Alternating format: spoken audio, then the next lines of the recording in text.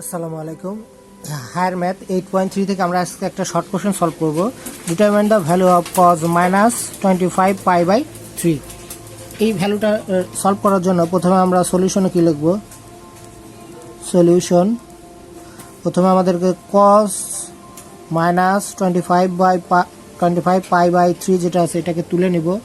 যেহেতু minus cos minus এই টোটালটাকে যদি আমরা থিটা ধরি তাহলে হচ্ছে আমাদের ভ্যালু আসে হচ্ছে পজিটিভে, কারণ আমরা জানি হচ্ছে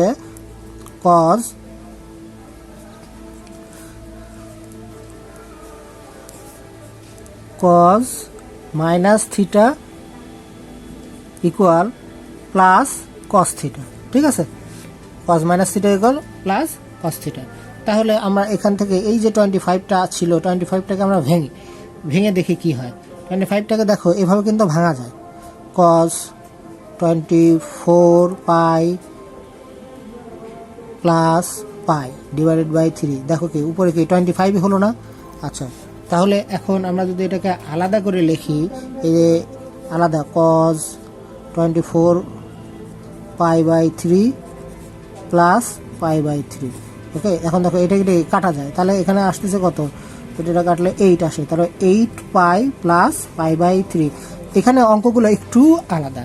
এখন দেখো কত আসলো, 8 পাই প্লাস পাই বাই 3। এখন এটাকে এই যে পাই বাই 3টা ছিল, এই পাই বাই 3টাকে আমরা আবারও একবার ভাঙবো। দেখো cos 16 pi by 2 plus pi by 3, দেখো এই যে মাল্টিপ্লাই করে যদি দেয় তাহলে কি 16 এটাকে কেটে যায়, 2 কেটে দিলে পরে কি ঠিক পাই 8 পাই হয়। আচ্ছা ঠিক আছে, তাহলে এখন আমরা যে cos 16 pi by 2 plus pi by 3 এটাকে আমরা লিখতে পারি হচ্ছে cos পাই বাই 3। কারণ কি, এটা আমাদের একটু বুঝতে হবে। দেখো আমরা এই যে কোঅর্ডিনেটের কথা যদি আমরা চিন্তা করি, এখানে কি সব মানগুলাই পজিটিভ। এটা হলো ফার্স্ট কোঅর্ডিনেট। সেকেন্ড কোঅর্ডিনেটে সাইন আর কোসেক হচ্ছে পজিটিভ। থার্ড কোঅর্ডিনেটে হচ্ছে ট্যান আর কট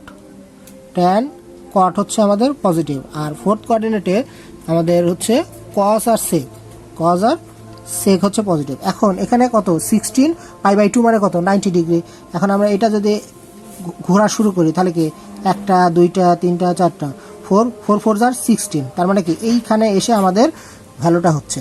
ঠিক আছে, আমরা এই 16 পাই বাই 2 যদি ধরি তাহলে আমাদের এই কোঅর্ডিনেট আসছে, তাহলে এখানে পজিটিভ, কাজের মান পজিটিভ, তাহলে 16 pi by 2 plus pi by 3 হলে পরে আমাদের এখানে ভ্যালু আসে হচ্ছে cos পাই বাই 3। তার মানে আমাদের 16 pi by 2 that mean 90 degree plus theta কজের যে ভ্যালুটা সেটা আমাদের এখানে এসে হয়ে যাচ্ছে কত পজিটিভ।